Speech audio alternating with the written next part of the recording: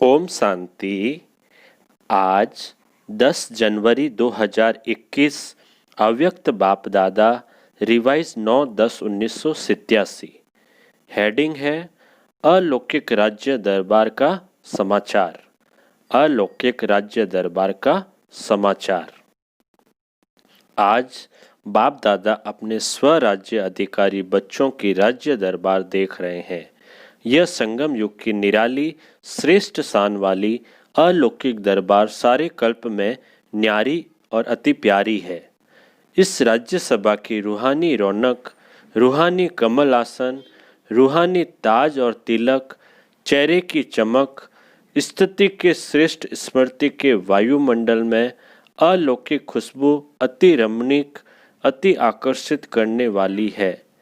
ऐसी सभा को देख बाप दादा हर एक राज्य अधिकारी आत्मा को देख हर्षित हो रहे हैं। कितनी बड़ी दरबार है। हर एक ब्राह्मण बच्चा स्वराज्य अधिकारी है। तो कितने ब्राह्मण बच्चे हैं।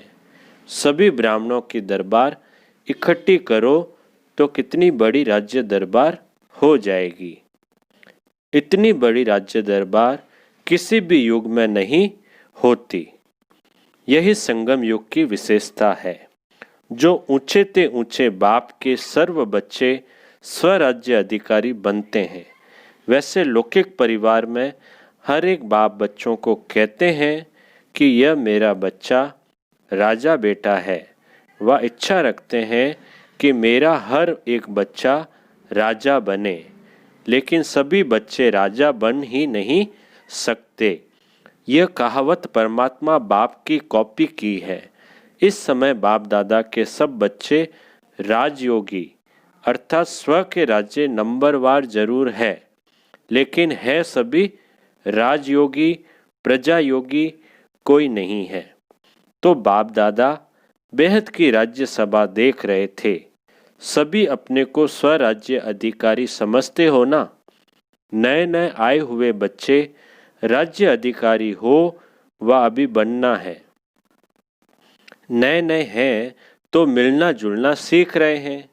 अव्यक्त बाप की अव्यक्ति बातें समझने की भी आदत पड़ती जाएगी।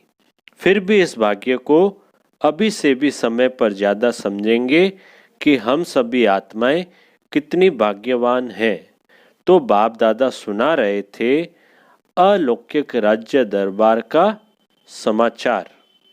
तो बाबा ने आज क्या सुना रहे हैं? अलौकिक राज्य दरबार का समाचार। सभी बच्चों के विशेष ताज और चेहरे की चमक के ऊपर न चाहते भी अटेंशन जा रहा था।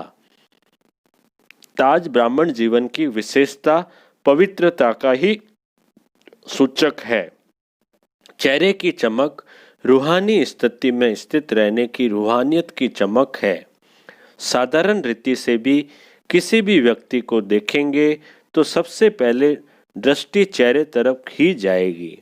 यह चेहरा ही वृत्ति और स्थिति का दर्पण है। तो बाप दादा देख रहे थे चमक तो सभी में थी, लेकिन एक थे सदा रूहानियत की स्थिति में स्थित रहने वाले, स्वतः और सहज स्थिति वाले, और दूसरे थे सदा रूहानी स्थिति के अभ्यास द्वारा स्थित रहने वाले। एक थे सहज स्थिति वाले, दूसरे थे प्रयत्न कर स्थित रहने वाले। अर्थात एक थे सहज योगी, दूसरे थे पुरुषार्थ से योगी। दोनों की चमक में अंतर रहा। उनकी नेचुरल ब्यूटी थी और दूसरों की पुरुषार्थ द्वारा ब्यूटी थी। जैसे आजकल भी मेकअप कर ब्यूटीफुल बनते हैं ना, नेचुरल अर्थात स्वाभाविक ब्यूटी की चमक सदा एक रस रहती है, और दूसरी ब्यूटी कभी बहुत अच्छी और कभी परसेंटेज में रहती है। एक जैसी एक रस नहीं रहती। तो सदा सहज योगी, स्वतः योगी स्थिति नंबर 1 स्वराज्य अधिकारी बनाती है। जब सभी बच्चों का वायदा है ब्राह्मण जीवन अर्थात एक बाप ही संसार है व एक बाप दूसरा न कोई, जब संसार ही बाप है दूसरा कोई है ही नहीं, तो स्वतः और सहज योगी स्थिति सदा रहेगी ना। वह मेहनत करनी पड़ेगी। अगर दूसरा कोई है तो मेहनत करनी पड़ती है। यहाँ बुद्धि न जाए वहाँ जाए, लेकिन एक बाप ही सब कुछ है, फिर बुद्धि कहाँ जाएगी? जब जा ही नहीं सकती तो अभ्यास क्या करेंगे? अभ्यास में भी अंतर होता है। एक है स्वतः अभ्यास है ही, और दूसरा होता है मेहनत वाला अभ्यास। तो स्वराज्य अधिकारी बच्चों का सहज अभ्यासी बनना यही निशानी है।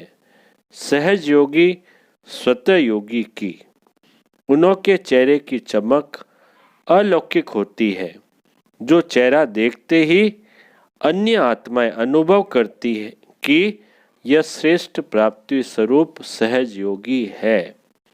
जैसे स्थूल धन व स्थूल पद के प्राप्ति की चमक चेहरे से मालूम होती है कि यह साहूकार कुल का व उच्च पद अधिकारी है, ऐसे यह श्रेष्ठ प्राप्ति, श्रेष्ठ राज्य अधिकारी अर्थात श्रेष्ठ राज्य अधिकार अर्थात श्रेष्ठ पद की प्राप्ति का नशा व चमक चेहरे से दिखाई देती है। दूर से ही अनुभव करते कि इन्होंने कुछ पाया है, प्राप्ति स्वरूप आत्माएं हैं। ऐसे ही सभी राज्य अधिकारी बच्चों के चमकते हुए चेहरे दिखाई दे, मेहनत के चिन्ह नहीं दिखाई दे, प्राप्ति के चिन्ह दिखाई दे। अभी भी देखो, कोई कोई बच्चों के चेहरे को देख यही कहते हैं, क्या कहते हैं? इन्होंने कुछ पाया है। और कोई कोई बच्चों के चेहरे को देख यह भी कहते कि ऊंची मंजिल है, लेकिन त्याग भी बहुत ऊंचा किया है। त्याग दिखाई देता है, भाग्य नहीं दिखाई देगा चेहरे से। या यह कहेंगे कि मेहनत बहुत अच्छी कर रहे हैं। बाप दादा यही देखने चाहते हैं कि हर एक बच्चे के चेहरे से सहज योगी की चमक दिखाई दे, श्रेष्ठ प्राप्ति के नशे की चमक दिखाई दे, क्योंकि प्राप्तियों के भंडार बाप के बच्चे हो। संगम युग की प्राप्तियों के वरदानी, संगम युग की प्राप्तियों के वरदानी समय के अधिकारी हो। निरंतर योग कैसे लगावें व निरंतर अनुभव कर भंडार की अनुभूति कैसे करें, अब तक भी इसी मेहनत में ही समय नहीं गवाओ, लेकिन प्राप्ति स्वरूप के भाग्य को सहज अनुभव करो। समाप्ति का समय समीप आ रहा है। अब तक किसी न किसी बात की मेहनत में लगे रहेंगे तो प्राप्ति का समय तो समाप्त हो जाएगा। फिर प्राप्ति स्वरूप का अनुभव कब करेंगे? संगम युग को ब्राह्मण आत्माओं को वरदान है सर्व प्राप्ति भव। सदा पुरुषार्थी भव का वरदान नहीं है, प्राप्ति भव का वरदान है। प्राप्ति भव की वरदानी आत्मा कभी भी अलबेलेपन में आ नहीं सकती, इसलिए उनको मेहनत नहीं करनी पड़ती। तो समझा क्या बनना है? राज्यसभा में राज्य अधिकारी बनने की विशेषता क्या है, यह स्पष्ट हुआ ना। राज्य अधिकारी होना व कभी राज्य अधिकारी होना व अभी सोच रहे हो कि है व नहीं है। जब विधाता के बच्चे वरदाता के बच्चे बन गए, राजा अर्थात विधाता देने वाला, अप्राप्ति कुछ नहीं तो लेंगे क्या? तो समझा। नए नए बच्चों को इस अनुभव में रहना है, युद्ध में ही समय नहीं गंवाना है। अगर युद्ध में ही समय गंवाया तो अंतमति भी युद्ध में रहेंगे। फिर क्या बनना पड़ेगा? चंद्रवंश में जाएंगे या सूर्यवंशी में? युद्ध वाला तो चंद्रवंश में जाएगा। चल रहे हैं, कर रहे हैं, हो ही जाएंगे, पहुंच जाएंगे। अभी तक ऐसा लक्ष्य नहीं रखो, अब नहीं तो कब नहीं।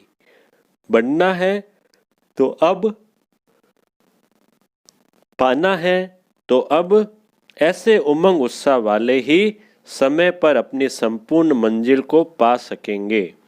त्रेता में राम सीता बनने के लिए तो कोई भी तैयार नहीं है। जब सत्युग सूर्यवंश में आना है तो सूर्यवंश अर्थात सदा मास्टर विधाता और वरदाता लेने की इच्छा वाला नहीं। मदद मिल जाए, यह हो जाए तो बहुत अच्छा, पुरुषार्थ में अच्छा नंबर ले लेंगे। नहीं, मदद मिल रही है, सब हो रहा है, इसको कहते हैं स्वराज्य अधिकारी बच्चे। आगे बढ़ना है या पीछे आए हैं तो पीछे ही रहना है। आगे जाने का सहज रास्ता है, सहज योगी स्वतः योगी बनो। बहुत सहज है। जब है ही एक बाप, दूसरा कोई नहीं, तो जाएंगे कहाँ? प्राप्ति ही प्राप्ति है, फिर मेहनत क्यों लगेगी? तो प्राप्ति के समय का लाभ उठाओ, सर्व प्राप्ति स्वरूप बनो। समझा? बाप दादा तो यही चाहते हैं कि एक एक बच्चा, चाहे लास्ट आने वाला, चाहे स्थापना के आदि में आने वाला, हर एक बच्चा नंबर 1 बने। राजा बनना, न कि प्रजा। अच्छा, महाराष्ट्र और मध्य प्रदेश का ग्रुप आया है। देखो महाशब्द कितना अच्छा है। देखो महाशब्द कितना अच्छा है। महाराष्ट्र स्थान भी महाशब्द का है और बनना भी महान है। महान तो बन गए ना, क्योंकि बाप के बने माना महान बने। महान आत्माएं हो, ब्राह्मण अर्थात महान। हर कर्म महान, हर बोल महान, हर संकल्प महान है। अलौकिक हो गए ना। तो महाराष्ट्र वाले सदा ही स्मृति स्वरूप बनो कि महान है। ब्राह्मण अर्थात महान चोटी है ना। मध्य प्रदेश सदा मध्याजी भाव के नशे में रहने वाले, मन मना भाव के साथ मध्याजी भाव का भी वरदान है। तो अपना स्वर्ग का स्वरूप इसको कहते हैं मध्याजी भाव। तो अपने श्रेष्ठ प्राप्ति के नशे में रहने वाले अर्थात मध्याजी भाव के मंत्र के स्वरूप में स्थित रहने वाले, वह भी महान हो गए। मध्याजी भाव है तो मन मना भाव भी जरूर होंगे। मध्याजी भाव है तो मन मना भाव भी जरूर होंगे। तो मध्य प्रदेश अर्थात महामंत्र का स्वरूप बनने वाले तो दोनों ही अपनी अपनी विशेषता से महान है। समझा कौन हो? जब से पहला पाठ शुरू किया वह भी यही किया कि मैं कौन। बाप भी वही बात याद दिलाते हैं। इसी पर मनन करना। शब्द एक ही है कि मैं कौन, लेकिन इसके उत्तर कितने हैं लिस्ट निकालना। मैं कौन? अच्छा, चारों ओर के सर्व प्राप्ति स्वरूप श्रेष्ठ आत्माओं को, सर्व अलौकिक राज्य सभा अधिकारी महान आत्माओं को, सदा रूहानियत की चमक धारण करने वाली विशेष आत्माओं को, सदा स्वतः योगी सहज योगी ऊंचे ते ऊंचे आत्माओं को, ऊंचे ते ऊंचे बाप दादा का स्नेह संपन्न याद प्यार स्वीकार हो। अव्यक्त बाप दादा से डबल विदेशी भाई बहनों की मुलाकात। अव्यक्त बाप दादा अब डबल विदेशी भाई बहनों से मुलाकात कर रहे थे। डबल विदेशी अर्थात सदा अपने स्वस्वरूप स्वदेश स्वराज्य की स्मृति में रहने वाले।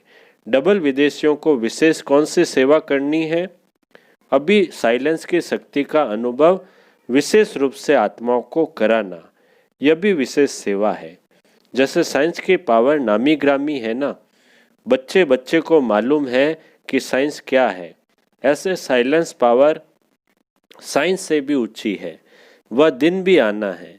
साइलेंस के पावर की प्रत्यक्षता अर्थात बाप की प्रत्यक्षता। जैसे साइंस प्रत्यक्ष प्रूफ दिखा रही है, वैसे साइलेंस पावर का प्रैक्टिकल प्रूफ है आप सबका जीवन। जब इतने सब प्रैक्टिकल प्रूफ दिखाई देंगे तो ना चाहते हुए सभी की नज़र में सहज आ जाएंगे। जैसे यह पिछले वर्ष पीस का कार्य किया ना, इसको स्टेज पर प्रैक्टिकल में दिखाया। ऐसे ही चलते फिरते पीस के मॉडल दिखाई दे तो साइंस वालों की भी नज़र साइलेंस वालों के ऊपर अवश्य जाएगी। समझा? साइंस की इन्वेंशन विदेश में ज़्यादा होती है तो साइलेंस की पावर का आवाज़ भी वहाँ से सहज फैलेगा। सेवा का लक्ष्य तो है ही, सभी को उमंग उत्साह भी है। सेवा के बिना रह नहीं सकते। जैसे भोजन के बिना रह नहीं सकते, ऐसे सेवा के बिना भी रह नहीं सकते। इसलिए बाप दादा खुश है। अच्छा, पार्टियों से अव्यक्त बाप दादा की मुलाकात, अलग अलग पार्टियों से मुलाकात कर रहे हैं बाबा। स्वदर्शन चक्रधारी श्रेष्ठ आत्माएं बन गए, ऐसे अनुभव करते हो? स्व का दर्शन हो गया ना? अपने आप को जानना अर्थात स्व का दर्शन होना, और चक्र का ज्ञान जानना अर्थात स्वदर्शन चक्रधारी बनना। जब स्वदर्शन चक्रधारी बनते हैं तो और सब चक्र समाप्त हो जाते हैं। देहभान का चक्र, संबंध का चक्र, समस्याओं का चक्र, माया के कितने चक्र हैं, लेकिन स्वदर्शन चक्रधारी बनने से यह सब चक्र समाप्त हो जाते हैं। सब चक्रों से निकल जाते हैं, नहीं तो जाल में फंस जाते हैं। तो पहले फंसे हुए थे, अब निकल गए। 63 जन्म तो अनेक चक्रों में फंसते रहे और इस समय इन चक्रों से निकल आए, तो फिर फंसना नहीं है। अनुभव करके देख लिया ना, अनेक चक्रों में फंसने से सब कुछ गवा दिया, और स्वदर्शन चक्रधारी बनने से बाप मिला तो सब कुछ मिला। तो सदा स्वदर्शन चक्रधारी बन, मायाजीत बन, आगे बढ़ते चलो, इससे सदा हल्के रहेंगे। किसी भी प्रकार का बोझ अनुभव नहीं होगा। बोझ ही नीचे ले आता है और हल्का होने से ऊंचे उठते रहेंगे। तो उड़ने वाले हो ना, कमज़ोर तो नहीं। अगर एक भी पंख कमज़ोर होगा तो नीचे ले आएगा, उड़ने नहीं देगा। इसलिए दोनों ही पंख मजबूत हो तो स्वतः उड़ते रहेंगे। स्वदर्शन चक्रधारी बनना अर्थात उड़ती कला में जाना। अच्छा बाप दादा बोले, राजयोगी श्रेष्ठ योगी आत्माएं हो ना। बाबा क्या बोले? राजयोगी श्रेष्ठ योगी आत्माएं हो ना। साधारण जीवन से सहज योगी राजयोगी बन गए। ऐसी श्रेष्ठ योगी आत्माएं सदा ही अतीन्द्रिय सुख के झूले में झूलती है। हठ योगी योग द्वारा शरीर को ऊंचा उठाते हैं और उड़ने का अभ्यास करते हैं। वास्तव में आप राजयोगी ऊंची स्थिति का अनुभव करते हो। इसको ही कॉपी करके वो शरीर को ऊंचा उठाते हैं। लेकिन आप कहाँ भी रहते ऊंची स्थिति में रहते हो, इसलिए कहते हैं योगी ऊंचा उठते रहते हैं। तो मन की स्थिति का स्थान ऊंचा है क्योंकि डबल लाइट बन गए हो। वैसे ही फरिश्तों के लिए कहा जाता कि फरिश्तों के पांव धरती पर नहीं होते।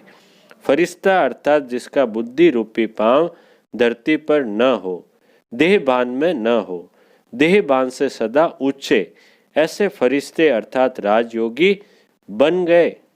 अभी इस पुरानी दुनिया से कोई लगाव नहीं। सेवा करना अलग चीज है, लेकिन लगाव न हो। योगी बनना अर्थात बाप और मैं, तीसरा न कोई। तो सदा इसी स्मृति में रहो कि हम राजयोगी सदा फरिश्ता हैं। इस स्मृति से सदा आगे बढ़ते रहेंगे। राजयोगी सदा बेहद के मालिक है, हद के मालिक नहीं। हद से निकल गए, बेहद का अधिकार मिल गया, इसी खुशी में रहो। जैसे बेहद का बाप है, वैसे बेहद की खुशी में रहो, नशे में रहो। अच्छा, और विदाई का समय आया। विदाई के समय बाप दादा बोले, सभी अमृत वेले के वरदानी बच्चों को वरदाता बाप की सुनहरी याद प्यार स्वीकार हो। साथ साथ सुनहरी दुनिया बनाने की सेवा के सदा प्लान मनन करने वाले और सदा सेवा में दिल व जान, सिख व प्रेम से, तन मन धन से सहयोगी आत्माएं सभी को बाप दादा गुड मॉर्निंग, डायमंड मॉर्निंग कर रहे हैं और सदा डायमंड बन इस डायमंड युग की विशेषता को वरदान और वर्षे में लेकर स्वयं भी सुनहरी स्थिति में स्थित रहेंगे और औरों को भी ऐसे ही अनुभव कराते रहेंगे। तो चारों ओर के डबल हीरो बच्चों को डायमंड मॉर्निंग, अच्छा मीठे बाबा का वरदान, रहम दिल की भावना द्वारा अपकारी पर भी उपकार करने वाले शुभ चिंतक भव, रहम दिल की भावना द्वारा अपकारी पर भी उपकार करने वाले शुभ चिंतक भव। विस्तार है, कैसी भी कोई आत्माएं चाहे सतोगुणी चाहे तमोगुणी संपर्क में आए, लेकिन सभी के प्रति शुभ चिंतक अर्थात अपकारी पर भी उपकार करने वाले, कभी किसी आत्मा के प्रति घृणा दृष्टि न हो, क्योंकि जानते हो यह अज्ञान के वशीभूत है, बेसमझ है। उनके ऊपर रहम व स्नेह आए, घृणा नहीं। शुभ चिंतक आत्मा ऐसा नहीं सोचेगी कि इसने ऐसा क्यों किया, लेकिन इस आत्मा का कल्याण कैसे हो, यही है शुभ चिंतक स्टेज। स्लोगन है, तपस्या के बल से असंभव को संभव कर सफलता मूर्त बनो। तपस्या के बल से असंभव को संभव कर सफलता मूर्त बनो। अच्छा, ओम शांति।